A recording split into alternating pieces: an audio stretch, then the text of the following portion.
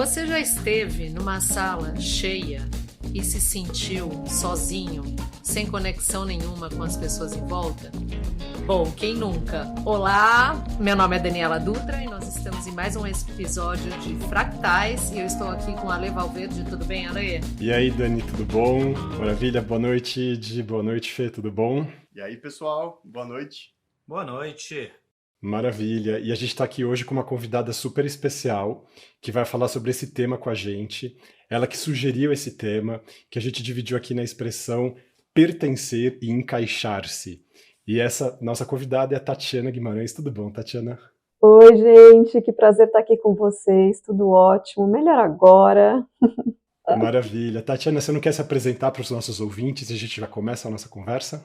Claro, eu sou empresária, sou a fundadora da Plena Educação, me formei em economia, hoje eu sou uma apaixonada por educação e, claro, sou também neurodivergente e estou me sentindo muito em casa e muito bem aqui na companhia de vocês.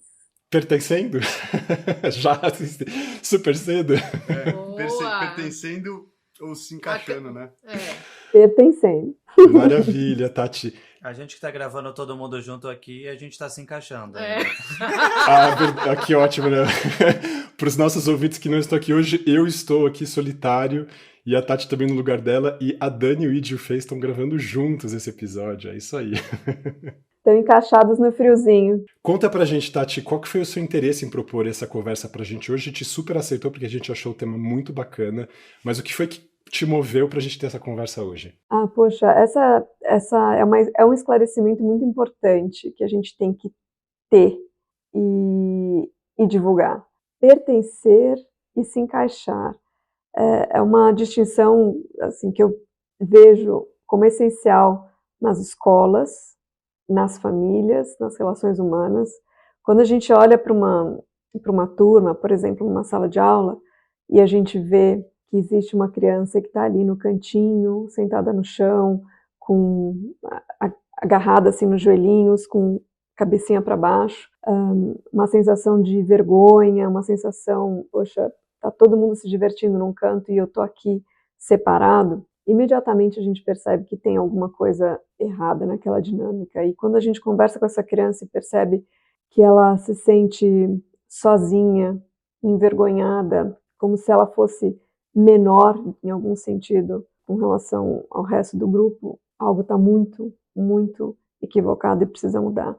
E eu acho que a gente precisa olhar para isso com muita, muita empatia, porque é causa de grandes problemas de saúde emocional. E eu vejo as estratégias que essas crianças que estão se sentindo excluídas, segregadas, têm escolhido para poder se encaixar, e aí a diferença entre se sentir pertencente, ou seja, eu posso me revelar para esse grupo como eu realmente sou, com as minhas potências e as minhas falhas, vamos dizer assim, os meus pontos a serem trabalhados, mas eu só aceito, com tudo isso, com o meu pacote completo, com o meu bafinho de manhã, com minha habilidade no futebol, com a minha boquinha suja que fica assim no cantinho depois, né, da refeição, e tá tudo certo. Agora, e eu vou melhorando à medida que eu vou melhorando também individualmente, à medida que eu melhoro as minhas relações com o grupo. Agora, tem aquela criança que percebe que o grupo, ou pode ser uma percepção dela, ou é realmente uma realidade daquele grupo,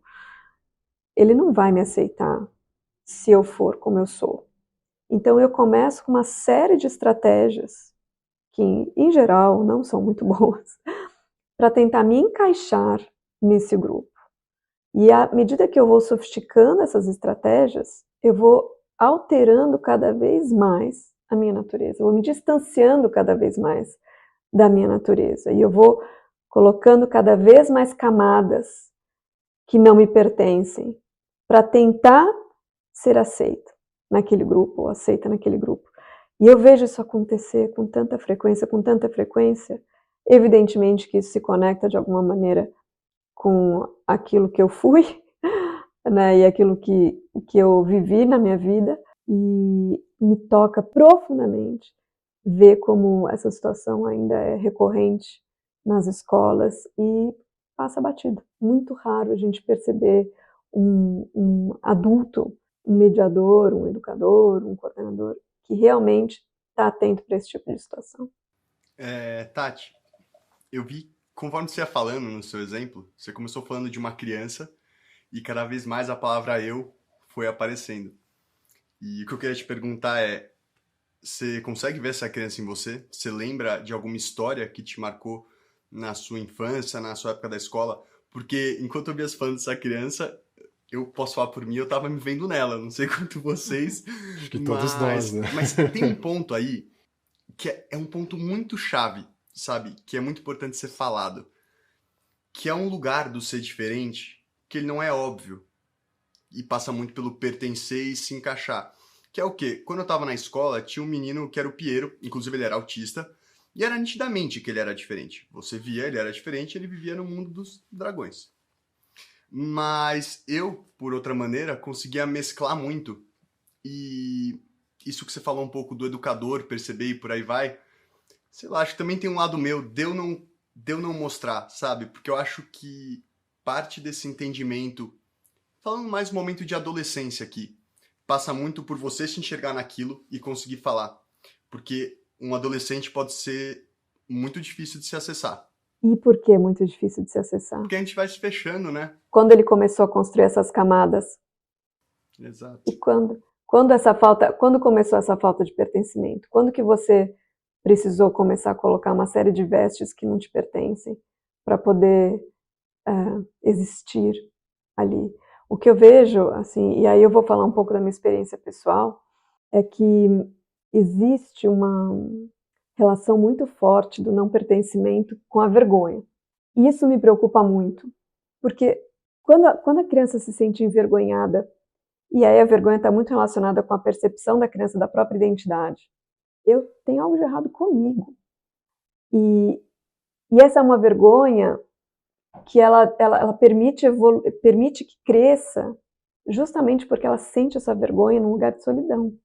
Porque ela está segregada, ela está excluída. E você ruminar isso, você ter esse self-talk, né, essa conversa interna consigo mesmo, é muito, muito prejudicial para a construção da sua identidade, para a sua autoestima. O Alexandre pode falar super bem sobre isso. E é isso que a gente não pode acontecer. Então, assim, a gente precisa que haja uma mediação capacitada, qualificada, para quando a gente percebe que tem uma criança que está ali separada do grupo, e eu vi essa cena na minha frente com uma pessoa muito próxima a mim, recentemente, essa criança assim, encolhidinha, agarrando assim nos joelhos, com a cabecinha para baixo, e quando você chamava, ela olhava só um pouquinho, você vê a cara da vergonha, né? A manifestação da vergonha. E você entende a gravidade. E quando você pergunta, a criança não se abre. Então, esse nível de falta de pertencimento, que é lugar fértil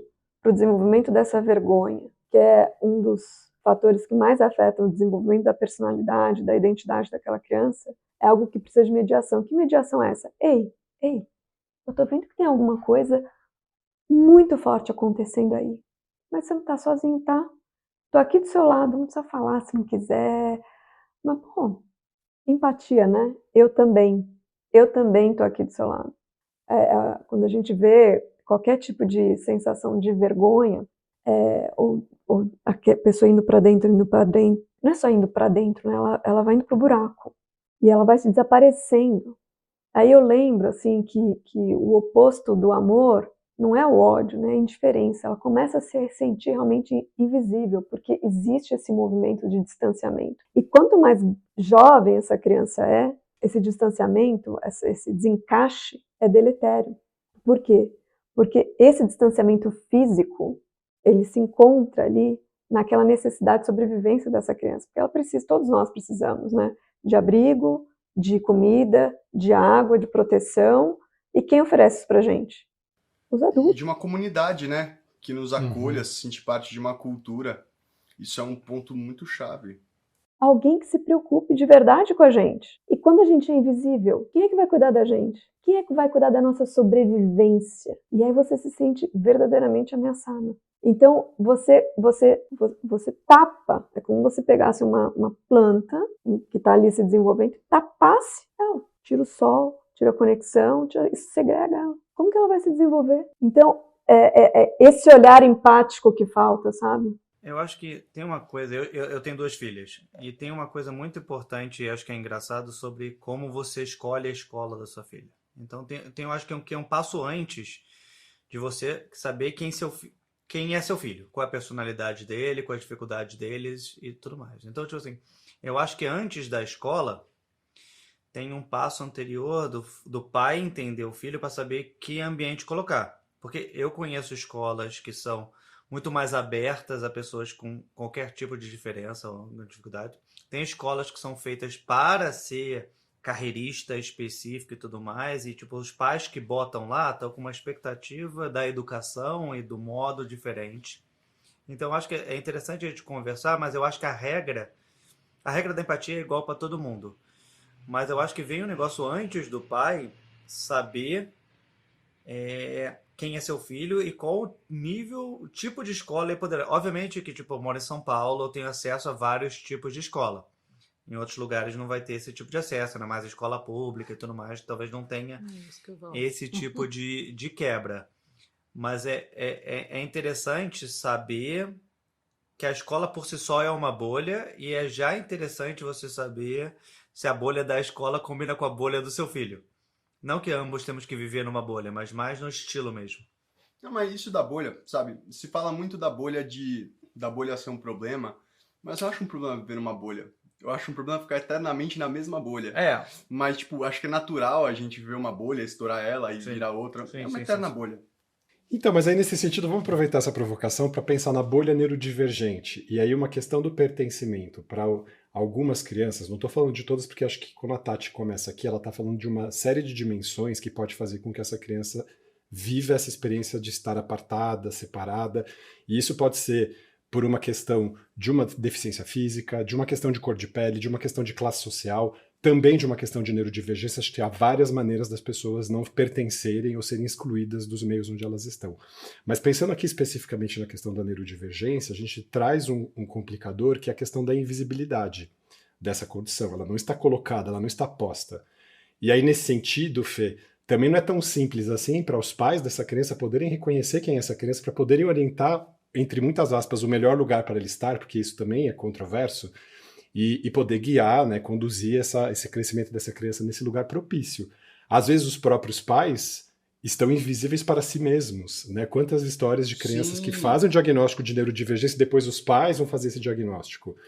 E aí uma das coisas que eu penso também é que todas as escolas, independente delas terem esse foco ou não terem um foco para a neurodivergência ou não, elas deveriam ter uma cultura da neurodivergência, da neurodiversidade colocada nesse sentido, para que algumas crianças possam falar assim, pera um pouquinho, você está falando dessa história aqui, eu estou me identificando com isso, que é um movimento que nós não pudemos ter lá atrás nas nossas infâncias, a gente foi fazer depois da vida adulta, nesse movimento que tem acontecido nos últimos 4 anos, vamos falar assim, e que deu esse boom dessa moda do diagnóstico das neurodivergências.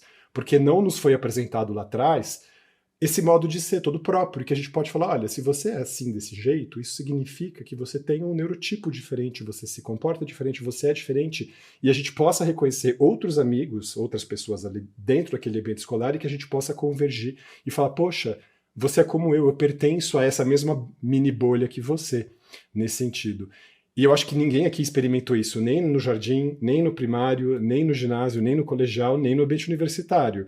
E talvez no ambiente universitário, por ser um afunilamento de uma série de características ali cognitivas e sociais e tudo mais, fizeram que a gente encontrasse aquele super melhor amigo, que aí quando a gente faz diagnóstico ele também acaba fazendo, aí você fala, nossa, não sou eu que sou autista, você também é superdotado, você também tem TDAH e tal. Não. Porque foram as pessoas que foram, eu gosto de falar como o azeite na água, se encontram e não soltam mais.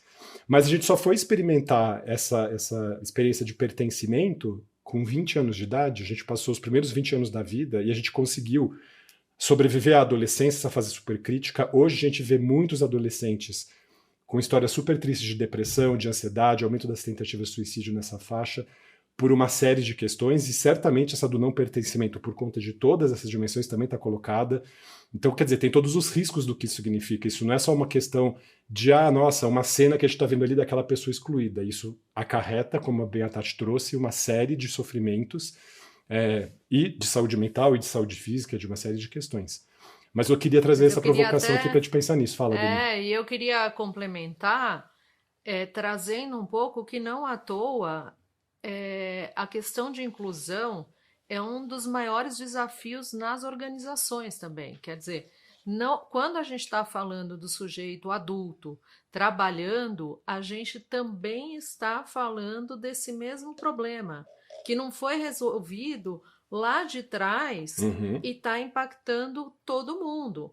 Né? uhum. Tem estudos, eu acho que a Tatiana também conhece a matriz de pertencimento em singularidade, né, da Stephen Johnson, que fala sobre isso, né? Esse é um assunto que faz parte do nosso dia a dia. E quem trabalha no mercado corporativo, eu em qualquer corporação, eu estou falando mercado corporativo, mas no sentido que isso é um tema abordado pelo RH, né? É um Hum, tema tratado de forma muito clara e séria em muitas organizações.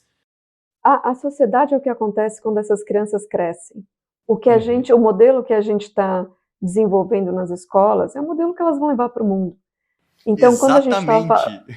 quando a gente estava falando de, mas a gente precisa conhecer o nosso filho e conhecer a escola, nosso filho está em formação. Ele não se conhece, a gente não conhece, a gente está Uhum, aprendendo a se conhecer e conhecê-lo. O que uhum, a gente sabe é o que a gente espera de um ambiente respeitoso, um ambiente onde ele possa se desenvolver e se conhecer aí sim se encontrar. Falar, não, eu agora sei quem eu sou, agora eu entendo as minhas características, entendo os meus brilhos, entendo os meus talentos, entendo as minhas dificuldades, entendo os meus interesses, mas ele está aprendendo isso, né? Ele está no começo dessa jornada. E a gente vai aprender com ele, porque eles vão mudar com eles vão mudar o tempo todo. E é uma jornada dinâmica.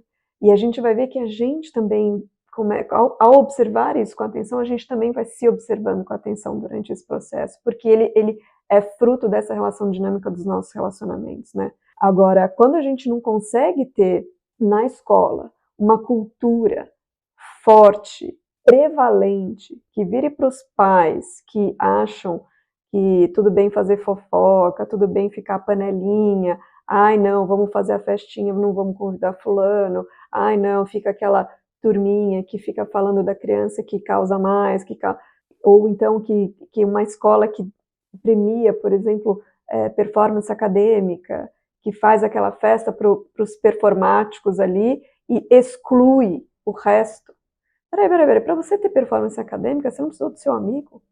Você não precisou daquele outro que conta piada e te ajudou naquele momento difícil, ou aquele outro que ouviu quando você estava precisando bater um papo, ou aquele outro que estava com as anotações organizadas e foi estudar com você, sabe? Então, assim, ninguém se faz sozinho. Se a gente não passa a entender que a diferença, quando reconhecer a importância da diferença, honrar essa diferença, é essencial para o nosso crescimento, a gente não vai criar a sociedade compassiva que a gente deseja, a gente não vai criar a empresa compassiva que a gente deseja.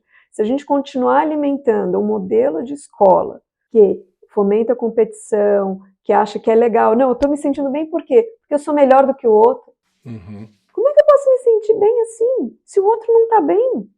Né? Então, que tipo de pessoa eu sou e que tipo de ambiente eu pretendo desenvolver, eu pretendo promover para que meu filho se desenvolva. Então, a gente tem que entender que é um modelo que funciona para a sociedade que a gente está vendo hoje, que funcionava para a sociedade que a gente está vendo hoje. Eu não estou feliz com a sociedade que a gente está vendo hoje. Uhum. Eu preciso de uma sociedade mais inclusiva, não só para mim, como para os meus e para todo o resto da vida no planeta, que depende de uma sociedade que saiba funcionar de forma sistêmica, colaborativa, para parar de destruir tudo, inclusive a si mesmo.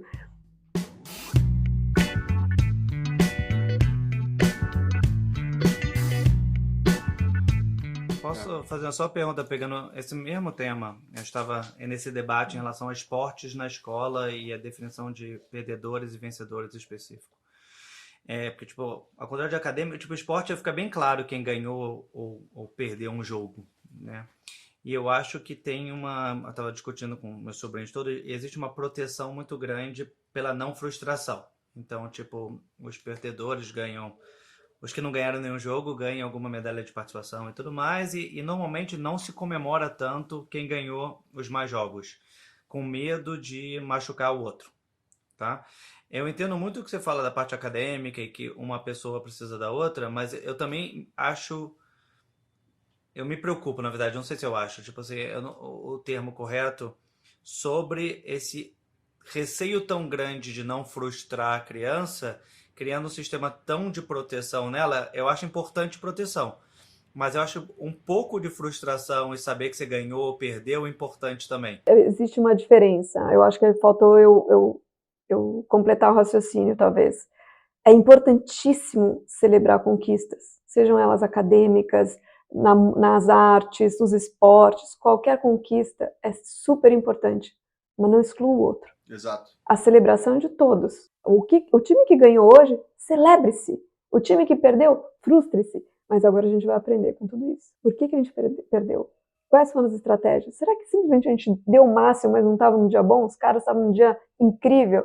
Faz parte do jogo ganhar e perder, né? Agora, se eu não treinei o suficiente, se eu não estudei o suficiente, aí eu sou culpado, porque eu sou uma pessoa incrível, culpada daquela minha falta de engajamento, daquela minha falta de comprometimento. E isso me faz frustrar e aprender e crescer. Tá tudo certo.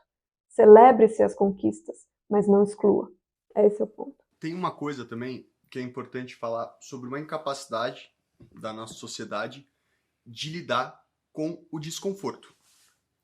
Ou seja, nós como sociedade só sabemos lidar com o desconforto quando ele é muito desconfortável, quando a pessoa sai muito do limite.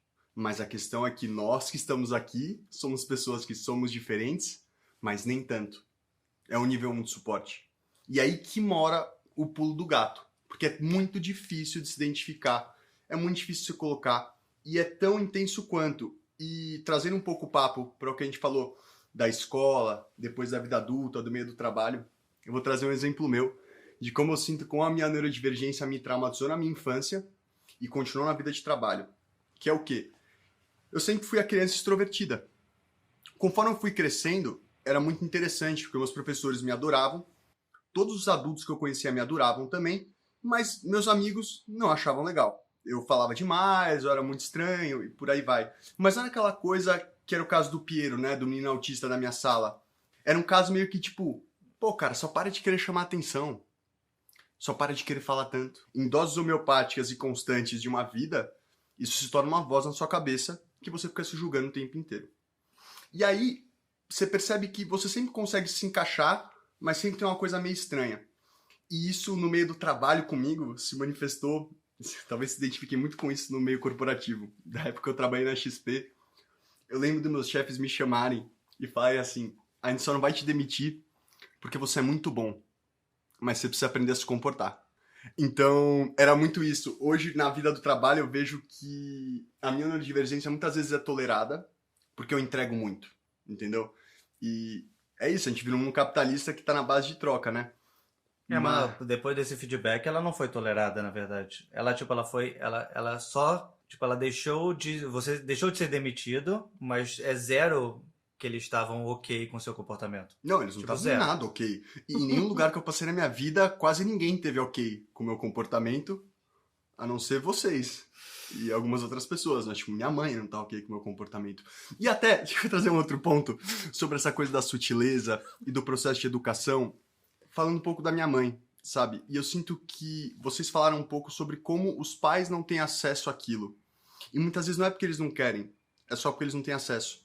Eu Sim. tenho uma memória muito forte da minha mãe, quando eu era pré-adolescente, com 11, 12 anos, dela ter comprado um livro que alguém indicou pra ela, que se chamava Crianças Índigo, que falava sobre, tipo, crianças que eram especiais. Porque minha mãe já identificava, desde criança, que eu tinha algo diferente. Porém, nenhuma mãe quer ver uma doença num filho. E por isso que é tão importante falar de autismo, não como doença, e sim como condição e característica. E isso está sendo como sendo a ser falado agora. Talvez essa minha mesma mãe, daqui uns anos pra frente, se tivesse metido, o livro que teria indicado pra ela não é a criança índigo, porque a criança índigo todo mundo quer, né? O filho especial, né? Que é o diferente, o superdotado, o Asperger. Mas ninguém quer falar do filho autista, né? E ninguém vai indicar para uma mãe, tipo, então, seu filho é diferente, lê esse livro aqui, ele pode ser autista. Isso nos anos 2000. Eu acho que a gente precisa ir atrás do conhecimento. As nossas mães não tinham esse acesso, né? Hoje o conhecimento está aí para qualquer um, é muito fácil acessar. Você precisa querer, você precisa olhar com verdade para o seu filho e falar, preciso investigar isso daqui, né? A gente sabe que é uma criança mais intensa, como ela é mais porosa para o mundo, ela recebe o mundo com mais intensidade, ela percebe as próprias emoções com mais intensidade, ela extravasa de uma determinada maneira, a gente consegue perceber. Agora, o que eu faço com isso, né, como eu me capacito para lidar com essa situação, e com isso ajudo outras pessoas a entenderem também, e é por isso que a gente precisa desse lugar de pertencimento, onde a gente possa falar o que é. Eu acho que esse lugar de pertencimento é o lugar onde as pessoas onde a verdade se é colocada, sem a pressão do julgamento e da exclusão, porque essa ameaça da vergonha e da exclusão é o que acaba com tudo isso, é o que acaba com essa relação de confiança que é necessária para o sistema funcionar direito. E aí eu preciso olhar para o meu amigo autista, eu preciso olhar para o meu amigo TDAH, eu preciso olhar para o meu amigo superdotado, eu preciso olhar para o meu amigo que é diferente de mim em qualquer aspecto e falar, uou, o que eu posso aprender com ele aqui? Ele, como todas as outras pessoas, aliás, como tudo que existe no mundo, tem aspectos com os quais eu me identifico mais e outros que eu me identifico menos. Interessante, então esse eu vou jogar mais xadrez, o outro eu vou jogar mais bola, o outro eu vou estudar matemática, o outro eu vou ouvir piada, e assim é a vida.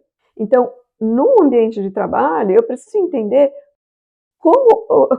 quais são as forças e as fraquezas de cada um dos componentes da minha equipe, para eu poder alocar os trabalhos da minha equipe de maneira adequada. Agora, eu preciso saber fazer as intervenções também de uma maneira sábia. E aí também é um outro aspecto que a gente precisa ter, tanto no ambiente escolar quanto no ambiente de trabalho, que é a liderança. Eu tenho que saber ser firme, mas eu tenho que saber me conectar com o outro de verdade. Eu não posso virar para você e falar assim, só não foi mandado embora por causa do seu comportamento, que você entrega. O seu comportamento é inadmissível, mas você entrega. Uou! Poxa, não tá legal? O que eu posso melhorar, então? Mas falando sobre isso, pegando só esse tema, e eu acho interessante juntar as duas coisas, tá? Porque no trabalho, diferente da escola, na escola, tipo assim, todas as crianças estão no mesmo nível. Obviamente tem, mas tipo assim, todas começam no mesmo nível e tem professora, tem uma hierarquia muito clara. No trabalho, você vai ganhando funções e tem muitas hierarquias. E eu acho que acontece uma coisa sobre de se encaixar ou não, que tem a ver, tipo, a cultura do local versus a sua cultura. Eu acho que tem muitas coisas disso, mas, tipo, as pessoas também não têm tanta facilidade de escolher o trabalho que quer, né? Eu adoraria que fosse assim, não é tão fácil. E tem a questão também de o modo de você crescer nas empresas. Às vezes você ganha cargos que você não é o melhor para você. Então você é muito bom tecnicamente e aí te coloca como gerente, só que você não é um líder, você não é gestão, você é bom tecnicamente. E aí cria problemas muito maiores de encaixamento, de pertencimento e todas as coisas que envolvem isso, porque o método tradicional de crescimento da empresa às vezes não bate com você mesmo. E aí com todo mundo em volta. Mas, cara, tem uma coisa do trabalho que não sei se pra mim é igual à escola. Igual, assim. Tipo, eu lembro de estar no trabalho e ter a mesma sensação que eu estava na escola. Que era um ambiente extremamente social, que tinham pessoas que eu achava umas pessoas que não tinha nada na cabeça, que tava ali só porque era mais sociável, porque tinha rede de contato há mais tempo, e não sei o quê. E era a pessoa que na hora do cafezinho do intervalo conseguia conversar, e era a pessoa que nunca demonstrava fraqueza, que demonstrava integridade. Exatamente igual o popularzinho na escola. Só que só mudou, tipo, o conjunto de características, mas era a mesma coisa. Eu lembro de olhar para os meninos populares, né, que eram os que jogavam bola, e olhar e falar, mas esses caras são uns imbecil, bicho. O que as pessoas veem de legal nele? E de eu estar no trabalho depois... Joga bola. Então, e depois a mesma coisa, depois de estar no trabalho e ter a mesma impressão, de olhar para aquele cara que era meu chefe e falar, mas esse cara é um mongoloide. Mas por que ele tá lá? Ah, porque ele tá lá há 3 anos, porque ele entrou na hora certa, porque não sei o quê. Mas a pessoa simplesmente não tinha nada para eu poder admirar ela e eu era obrigado a estar ali para ganhar aquele dinheiro. Exatamente como eu era obrigado a estar na escola para fazer aula de muitas coisas que eu não queria. Mas é a questão de estar pertencendo a esse grupo e muitas vezes se beneficiar pela questão da politicagem nesse sentido, de pelas performances sociais conseguir galgar essas posições do que exatamente pela performance técnica. E que muitas vezes as pessoas do espectro no ambiente de trabalho têm uma performance técnica exímia, assim, são pessoas super diligentes, super disciplinadas, fazem muito bem, às vezes são abusadas no ambiente de trabalho por conta disso, porque entregam muito rápido, fazem com perfeccionismo, e muitas vezes são exauridas e vivem os burnouts no mundo do trabalho também, por causa dessa questão. E a gente também vê a história das pessoas sendo demitidas, e quando você falou da semelhança da escola com o trabalho, eu pensei nessa coisa do punitivismo, punidas com a demissão, por exemplo, porque não soube se comportar, e às vezes não é porque foi rude ou grosseiro ou qualquer coisa, é porque não olha nos olhos, porque não vai nos cafezinhos, não vai nos happy hours, e aquela pessoa que vai ficando estressada fala, olha, você não tá cabendo aqui. E isso pode levar a uma situação séria, assim, a pessoa se encontra desempregada, com dificuldade de se colocar, e aí todas essas questões que a gente já trouxe aqui, de baixa autoestima e tudo mais.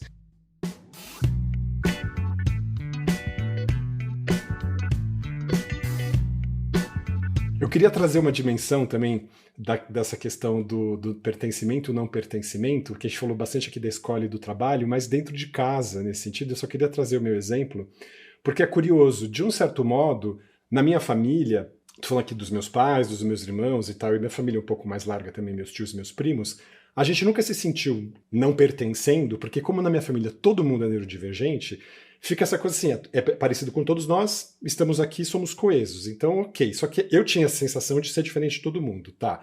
Quando eu fui me confrontar com o mundo, eu falei, ops, o mundo não é isso que eu tava pensando, dá aquela bugada geral. Eu volto pra casa e tem todo esse périplo, essa história do diagnóstico. Depois que eu faço o diagnóstico, outras pessoas da minha família vão reconhecendo isso também. Eu volto a pertencer à minha casa, mas de um outro jeito. Que não é desse jeito da invisibilidade e do estão me aceitando porque nós somos assim, e paciência, você é esquisito como todos nós somos. É nomeando essas coisas, é dizendo, eu sei que eu sou diferente e eu sou iguais aos diferentes da minha família, porque nós somos diferentes parecidos, e aí cria essa coesão que antigamente não tinha, continua a aceitação e nesse sentido um senso de pertencimento, só que agora com a clareza da nomeação do diagnóstico, e não no sentido só de colocar etiqueta, mas de dar nome às situações. Fala assim, agora você está fazendo esquiva de demanda, você tem essa dificuldade de performance social assim assado, você tem uma hipersensibilidade sensorial e tal. E a gente poder compartilhar esses desafios do nosso cotidiano, eu não quero chamar aqui de dificuldade, de falha, de defeito, e a gente poder, a partir da confrontação com esses desafios, poder olhar e falar, nossa, nós pertencemos a esse núcleo familiar aqui, nós estamos coesos aqui, a gente pode se respeitar e se amar. Queria só trazer essa dimensão para vocês. É por isso que a gente faz o podcast. Abraço coletivo.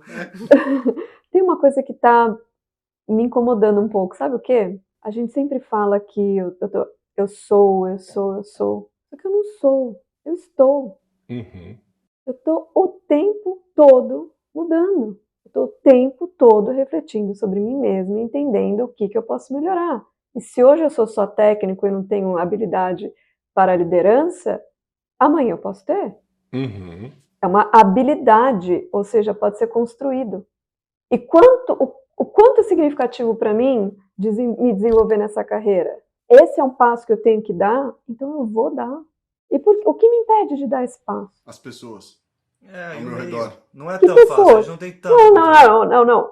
O que me impede de dar o passo de me desenvolver enquanto líder? Uhum. O que me deixa aprisionado numa identidade que eu sou técnico, não sou líder? Uhum. Né? É claro que tem toda uma dinâmica social que também é uma habilidade que a gente precisa desenvolver para entender as regras, entender as oportunidades, entender as dificuldades, as pegadinhas. A gente está sempre se desenvolvendo. Quebrar elas. E depois construir uma personalidade e um caminho onde você tem uma estratégia para navegar o mar que você tiver que navegar.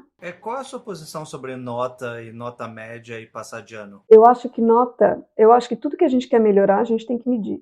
Só que eu não tenho que medir em comparação ao outro. Eu tenho que usar como um parâmetro para o meu próprio desenvolvimento. Até porque eu sou uma criança que eu posso estar, sei lá, tenho 9 anos, eu estou 4º ano fundamental, isso. Ok, mas a minha habilidade em inglês pode estar no 7º ano. Minha habilidade em matemática pode estar no 3º. Então, o que é importante para mim? Eu entender aonde está a minha habilidade em cada um dos temas que são importantes para o meu desenvolvimento individual. Eu não tenho que falar se a minha matemática é melhor ou pior do que o meu coleguinha. Até porque eu não posso me achar em momento algum na minha vida que eu sou melhor ou pior do que ninguém. Esse é um valor para mim. E quando eu começo a ver uma instituição, um espaço, que fala assim, não, esse é melhor do que o fulano. Tudo bem, em quê? Nós somos todos um pacote. Eu posso ser melhor do que ele hoje em matemática. Isso não garante que eu vou ser sempre na vida melhor do que ele em matemática. Isso não garante sempre na vida que ele vai ser mais engraçado do que eu, melhor no basquete do que eu.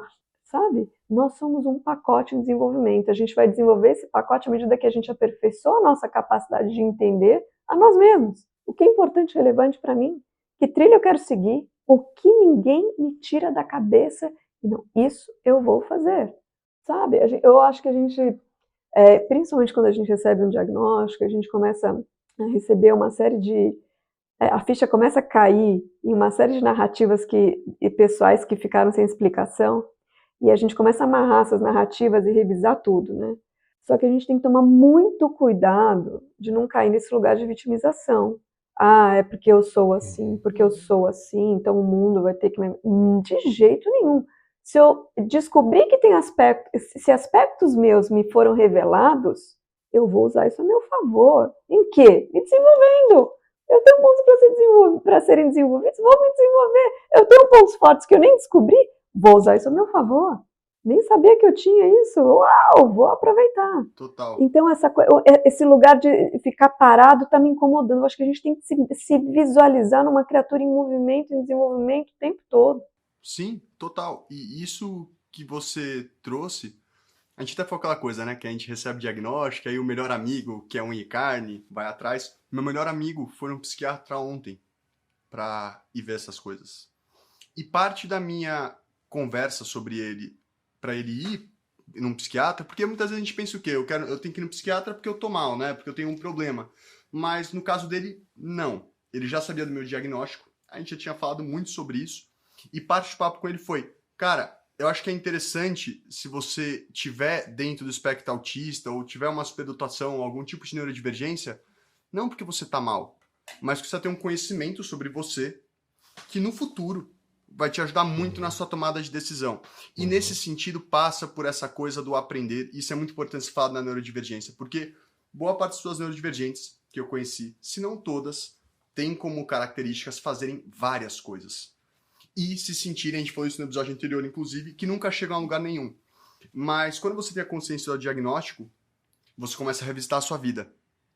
E quando você começa a revisitar a sua vida com essa consciência, você começa a ver que aquelas coisas que parecem tão aleatórias, na verdade não são nada aleatórias. E que a matemática que você achou que você não sabia, numa das 30 mil coisas que você fez na sua vida, você foi muito bom nela. E que, na verdade, não era matemática, e sim o contexto que você precisava usar nela. E o diagnóstico para esse meu amigo ou para qualquer pessoa é muito importante por isso, para você conseguir olhar para o seu futuro e para a sua pluralidade e entender que dentro daquele mareado de coisas existe sim uma conexão, uma concisão, um caminho, né? Então, é irado que todos nós aqui estamos diagnosticados e, já puxando para o fim, acho que a gente pode fazer aquele famoso bate-bola, jogo rápido, falando aí sobre um momento que a gente se sentiu pertencendo e um momento que a gente se sentiu encaixando. E aí, Dani? Não. Olha, com certeza eu pertenço muito a esse podcast. Obrigada, gente. Nosso território de pertencimento. Nosso território de pertencimento. Pertenço muito à minha família também por razões parecidas com a do Alê, mesmo que eles não saibam. E me encaixando, acho que, enfim... Em todo não, mas acho que no trabalho, principalmente. Mas é que eu sou uma pessoa muito espontânea também, então é um esforço que acaba que eu não me vejo fazendo, né? Mas talvez por ter trabalhado, por exemplo, muitos anos em instituições financeiras e me conhecendo mais hoje do que me conhecia naquela época, com certeza teve muito de encaixe ali, de inseguranças e tudo mais. E você, Ale? Uau, eu também me sinto super pertencendo aqui no grupo. Eu tenho uma experiência de pertencimento muitíssimo maior desde o diagnóstico, sem dúvida nenhuma, a toda a comunidade. Eu gosto muito de pensar que eu contribuo com as minhas pequenas peças aqui, todos nós vamos fazendo isso, contribuindo para a construção desse grande enredo da cultura neurodivergente, da celebração da neurodiversidade que a gente faz parte, e espero que a gente atinja mais pessoas e consiga alcançar mais corações nesse sentido. Então eu me sinto muito pertencendo nesse lugar. E aí, curioso, assim, eu fico pensando que eu tentei me encaixar em todo esse percurso escolar e profissional e tal, até esse momento de encontro comigo mesmo, nessa hora do diagnóstico, eu falo, nossa, agora ficou claro para mim isso. E aí eu só queria aproveitar essa sua fala, que foi muito legal, Ide, sobre essa questão do diagnóstico, e eu estava pensando esses fins de semana, justamente, por que é que a gente usa critérios das dificuldades e das faltas e das ausências daquilo que se configura no nosso comportamento para apontar a dificuldade de sociabilização, a tendência a estabelecer rotinas, a dificuldade sensorial para os critérios diagnósticos e não as características positivas, porque se nós tivéssemos que desenhar um manual para nos diagnosticarmos, a gente ia provavelmente partir da necessidade do steaming, da criatividade, de outros aspectos nossos positivos que ficam minorizados porque estão olhando a gente a partir desse prisma do defeito, da falha, da ausência. E é esse lugar que a gente nunca se encaixou, espero que a gente nunca se encaixe mesmo. Então eu me sinto pertencendo quando a gente pensa nesse lugar das nossas potências, das nossas positividades nesse sentido. Eu adorei o que você falou. Eu me sinto pertencente também nos grupos de neurodivergente que eu passei a fazer parte depois do diagnóstico. Realmente é um alívio. Mas eu tive uma experiência na infância que foi muito maravilhosa, que fez com que o mundo se abrisse para mim, para que eu pudesse ser realmente quem eu era e quem eu acho que eu estou, é a base de quem eu estou em constante, é a base que me fez ser quem eu sou hoje. Como eu falei antes, estamos em processo de desenvolvimento, mas foi quando eu fui na casa de um primo do meu avô em Portugal, que me recebeu com tamancos de marfim, que tinha a cara de um presidente com bochechas de bulldog esculpidas no pé da escada,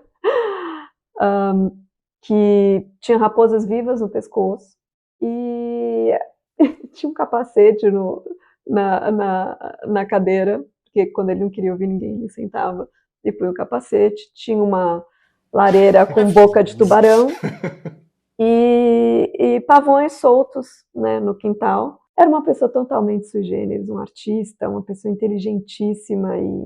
E quando eu vi tudo aquilo, eu falei, então tudo bem ser diferente, se expressar-se autenticamente e viver a vida assim?